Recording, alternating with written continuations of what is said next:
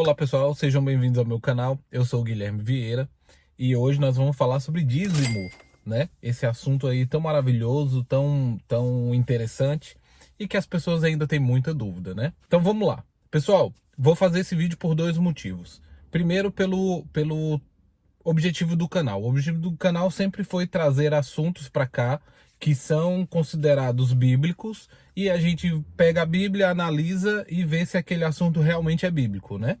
O segundo motivo é uma amiga minha, depois de eu ter compartilhado um vídeo no meu Instagram, inclusive vou deixar aqui o meu Instagram para quem não conhece e quiser conhecer. Esse é o meu Instagram, tá aqui. Compartilhei nos stories do meu Instagram um vídeo de um pastor da Assembleia de Deus, ele inclusive é o Papa da Assembleia de Deus, né? Ele ostentando um carro de milhões de dólares. E no Brasil, já tá rolando aí também um papo de que o governo, o atual governo do Brasil, que odeia os cristãos, vai começar a usar isso contra eles, né? Vai começar a investigar o dinheiro das igrejas. E aí, muita gente achou estranho aquilo, porque tipo, uai, Guilherme, como assim você é contra o dízimo? Como assim, Guilherme, um pastor realmente ele tem que ser rico, porque isso prova que Deus está abençoando ele e por aí vai. E também tem a parte do governo, né, que quer investigar, mas a gente sabe muito bem que esse governo do Brasil quer saber quem que ele pode comprar. Então, beleza, vamos lá pro vídeo. Uma amiga minha me pediu esclarecimentos sobre qual é a minha opinião sobre o dízimo. Então, como é o objetivo do canal, eu fiz um texto, mandei ali para ela, e aí decidi, por que não pegar o meu texto e transformar em vídeo? Então eu vou ler para vocês aqui o texto que eu fiz, e eu vou colocar muitas referências bíblicas, então você, se for o caso, você dá pausa, anota as referências bíblicas e confere junto comigo o que a Bíblia realmente ensina sobre dízimo, ok? Sobre contribuição financeira na igreja. Então, vamos lá. Eu sou contra o dízimo, principalmente por ele não ser um ensino de Jesus e dos apóstolos. Na verdade, o dízimo só aparece entre os cristãos no Concílio de Tours, em 567 d.C. Ou seja, é uma lei da Igreja Católica. Ou seja, Jesus ele não ensinou o dízimo, os apóstolos não ensinaram o dízimo, e entre os cristãos isso só voltou a ser costume quando a Igreja Católica decidiu se reunir e colocar aquilo ali como uma espécie de imposto, né, para os cristãos. Então eles estabeleceram no Concílio de Tours o pagamento de 10% ali dos seus rendimentos, né, do seu salário. Inclusive, quem quiser pesquisar essa história vai saber que quem colocou essa lei sofreu algumas represálias, algumas revoluções, porque o povo não concordava com isso de jeito nenhum. O dízimo tem origem no Velho Testamento, quando Abraão deu dízimo a Melquisedeque, que nada mais foi do que uma forma de mostrar respeito àquele rei. Pessoal, era um costume dos patriarcas, dos chefes de família daquela época, quando eles tinham respeito por alguma pessoa, por alguma autoridade, por alguém ali, eles pegavam 10% dos seus bens, das suas riquezas e ofereciam a essa pessoa. Foi o caso, inclusive, de Abraão e Melquisedeque, a referência bíblica está aqui. Você pode ir lá e ver o que realmente aconteceu, por que realmente Abraão decidiu dar 10% de tudo que ele possuía para Melquisedeque. Depois temos Jacó, ofertando 10% de suas riquezas a Deus em agradecimento à prosperidade que ele conseguiu.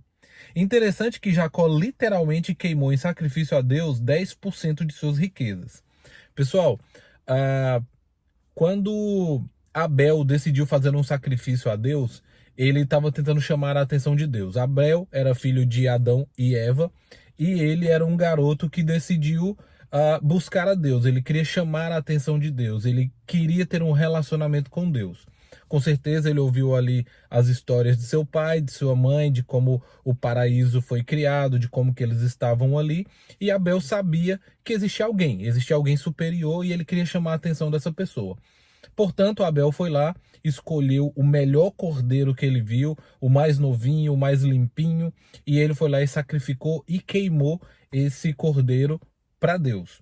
Acredito eu que baseado nessa mesma ideia, Jacó também teve essa ideia de ofertar a Deus 10% de suas riquezas. Afinal de contas, Jacó não tinha um pastor para quem ele desse o dízimo. Não havia ali uma organização religiosa onde Jacó servia a Deus e falava: não, essa aqui é a minha organização religiosa, é a minha religião, é a minha igreja, é a minha congregação, então eu vou dar 10%, eu vou dar o dízimo para essa pessoa que é o responsável por essa congregação. Não, na época de Jacó não tinha isso. Não tinha isso. Era uma fala entre Jacó e Deus. Então, é muito provável que Jacó tenha pego 10% de tudo que ele possuía e tenha literalmente queimado em agradecimento a Deus.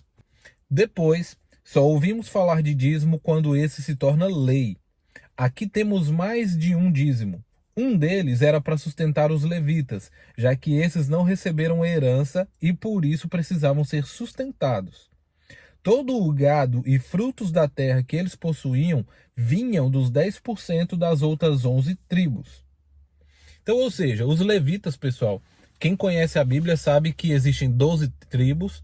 Cada uma dessas tribos recebeu um território, e nesse território eles iam ter o dia a dia deles ali, cultivando a terra, produzindo gado, eles iam ter isso. Os levitas não. Os levitas eles não tinham uma terra, eles não tinham um estado para chamar de seu. Porque os levitas eles iam habitar em todos os estados, porque os levitas eram os homens separados por Deus para promover a adoração. Então, ou seja, todas as regras, tudo que tinha a ver com a adoração a Deus, eram os levitas que encabeçavam, eram os levitas que lideravam. Não existia naquela época, por exemplo, igrejas ou sinagogas, nessa época ainda não tinha. Então os levitas eram as pessoas que estavam em todos os lugares do país promovendo a adoração, promovendo, ensinando como era certo adorar a Deus. Então esses homens eles precisavam de comer, eles precisavam morar em algum lugar. Então como que eles se sustentavam se eles não trabalhavam na terra, não produziam gado, não produziam plantação? Como que eles iam comer? Então havia um recolhimento todo ano de 10% de tudo que as tribos produziam, eles pegavam 10% disso e forneciam para o sustento dos levitas. Então esse é a primeira vez que tem dízimo na Bíblia, é nesse momento, quando Deus estabelece uma forma de sustentar os levitas. O outro dízimo era para custear as festas que o povo de Israel celebrava durante o ano. E depois esse dízimo era para ajudar pobres que não tinham como se sustentar. Já no Novo Testamento não há mandamento para continuar dando dízimo. A única vez em que Jesus fala sobre o assunto é em Mateus capítulo 23, versículo 23, quando ele critica a hipocrisia dos líderes religiosos que se gabavam de dar o dízimo, mas não cumpriam a justiça, misericórdia e a fidelidade. Além disso, Jesus estava se referindo à lei de Moisés e não dizendo que temos que dar o dízimo, mesmo porque ninguém dá dízimo de endro, cominho e hortelã, que era os alimentos, né, que esses líderes religiosos tinham que dar como dízimo. Então vamos lá. Eu já vi gente argumentando, dizendo assim, ó, Jesus disse sim que nós temos que dar o dízimo. Mas não foi isso que Jesus disse. Jesus estava falando para aqueles líderes religiosos que se gabavam de ser dizimistas, e isso acontece muito dentro das igrejas evangélicas, das igrejas que pregam dízimo. Existe uma casta, existe os dizimistas e os não dizimistas. Os dizimistas, eles sempre se acham superiores, eles acham que eles são melhores, que eles são mais religiosos, que eles são mais fiéis por serem dizimistas. Inclusive, quando se fala sobre fidelidade dentro da igreja evangélica, normalmente isso está entrelaçado ao dízimo.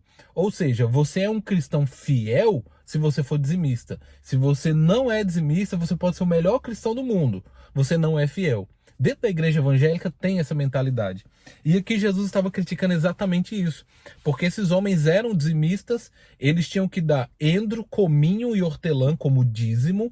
E aí Jesus falava, ó, vocês estão dando o dízimo, mas vocês não estão sendo justos, não estão sendo misericordiosos e não estão sendo fiéis. Então, ou seja, era um protocolo, eles eram dizimistas, mas não eram misericordiosos, não eram justos e não era fiel.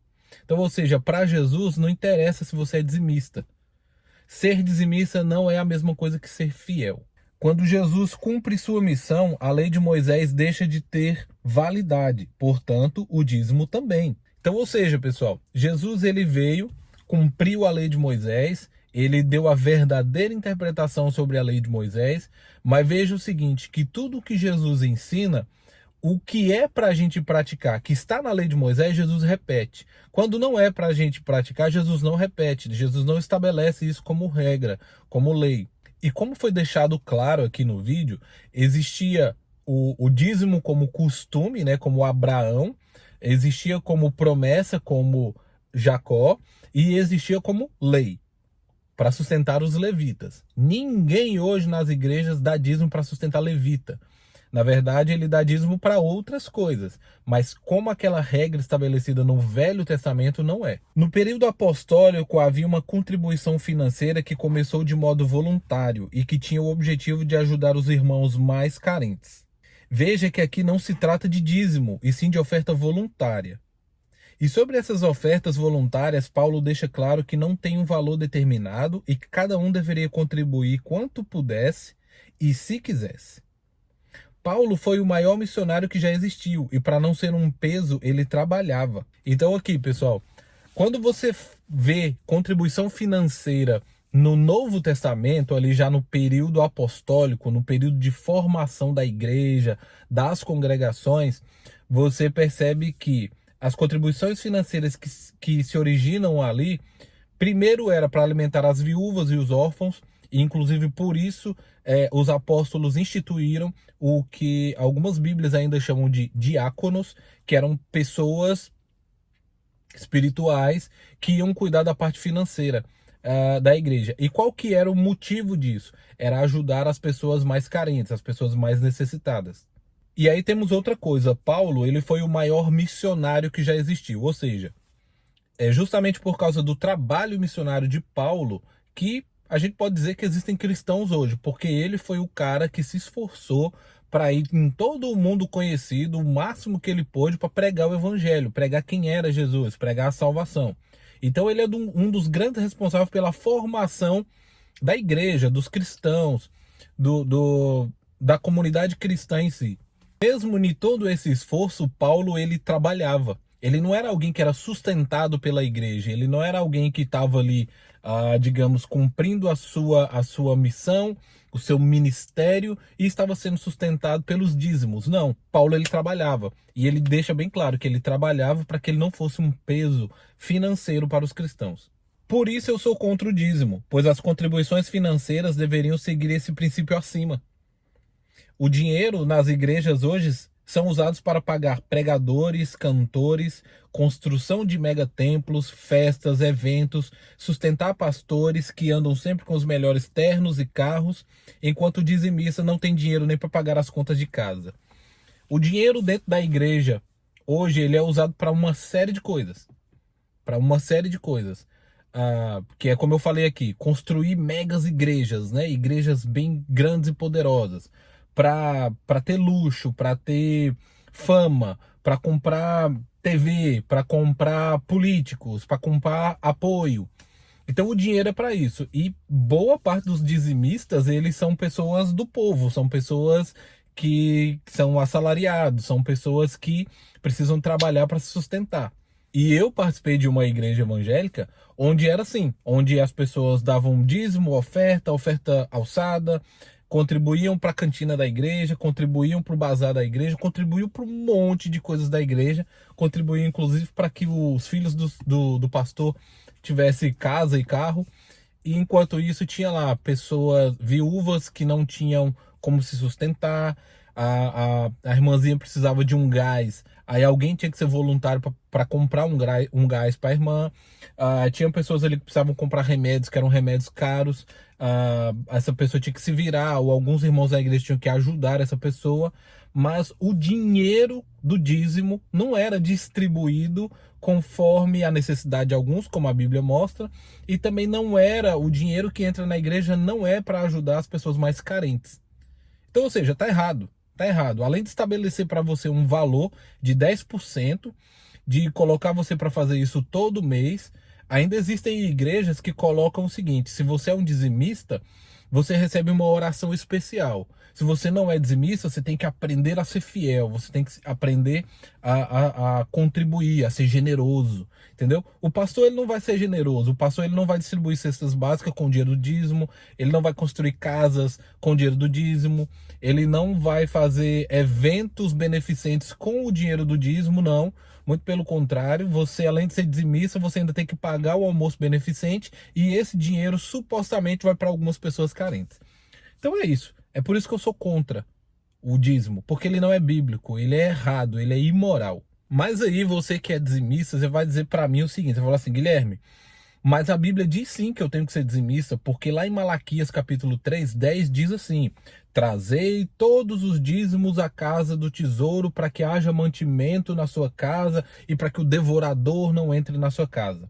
Eu vou te explicar isso agora e isso vai encerrar o nosso vídeo. Vamos lá. Primeira coisa que você precisa saber: Malaquias 3:10 faz parte do Velho Testamento. Ou seja, Jesus aboliu isso aqui. Existia a lei moral e existia a lei cerimonial. Dízimo tem a ver com a lei cerimonial, não com a lei moral. Então, ou seja, Jesus aboliu. Jesus não quer mais dízimo. Jesus quer misericórdia, justiça e fidelidade. Dízimo era alimento, não dinheiro. E olha que naquela época já existia dinheiro. Casa do Tesouro era em Jerusalém. A Casa do Tesouro não é a sua igreja. A Casa do Tesouro era em Jerusalém, ok? E o devorador não é o diabo. Eu sei que tem muitos pastores que pregam aí que se você não der o dízimo, o devorador vai invadir a sua casa e aí você vai perder o seu emprego, você não vai conseguir pagar suas contas, a sua família vai ficar doente, os bens que você tem você vai perder. Por quê? Porque você não está sendo fiel, porque você não está sendo um dizimista fiel, porque você não está devolvendo a Deus 10% de tudo que ele te dá. Então, se você não é dizimista, Deus vai causar vai permitir uma destruição na sua casa, enviando o devorador. Pessoal, é mentira, tá? O versículo bíblico aqui vocês vão ler, vocês vão descobrir que devorador, na verdade, ele era um gafanhoto, que ele existia e ele atacava plantações. Como foi dito no começo, o dízimo, pessoal, era alimento para sustentar os levitas. Se eu não sou generoso a ponto de alimentar os levitas, Deus me castigava. Aí ele permitiu o devorador, ou seja, que o gafanhoto viesse e devorasse minhas plantações. Por quê? Porque eu quero viver de graça, entendeu? Eu estou plantando, mas há uma regra, há uma lei. Levita não pode produzir. Então você vai dar 10% do que você produz para ele, 90% é seu. E tinha um cara que segurava, falou: não, eu não vou pagar 10% para os levitas comerem. Então ele era ruim, ele não era generoso. Aí Deus falava assim: então também, você não dá 10%, vai ficar sem 90% também, porque Deus permitiu o devorador, que era um gafanhoto. Não é o diabo, tá, pessoal? O diabo não vai entrar na sua casa. O diabo não vai mexer nas suas coisas, porque você não está dando 10% do seu trabalho suado para sua igreja, para o seu pastor, ok? Para encerrar, eu vou colocar bem aqui, ó, isso aqui é especial. Vou até colocar numa cozinha diferente. Esses versículos aqui mostram quem são os verdadeiros devoradores que existem hoje. E se depois de ler esses versículos aqui você continuar sendo um dizimista, então você é irremediável, você é muito bobo. Você vai continuar dando dinheiro para a igreja, os caras vão continuar usando ternos caros, celulares caros, carros caros, vão continuar aí frequentando restaurantes caros, que inclusive eles proíbem vocês de participarem. E você vai ser aquele cara assalariado que vai estar lutando para construir sua casa, entendeu? Então leia esses versículos aqui e assim a gente encerra o nosso vídeo. Se você gostou desse vídeo, deixa aí um gostei. Se você não é inscrito nesse canal, inscreva-se. Mande esse vídeo para aquele cara que você conhece, para seu amigo que é dizimista. E é isso, pessoal. A gente se vê no próximo vídeo.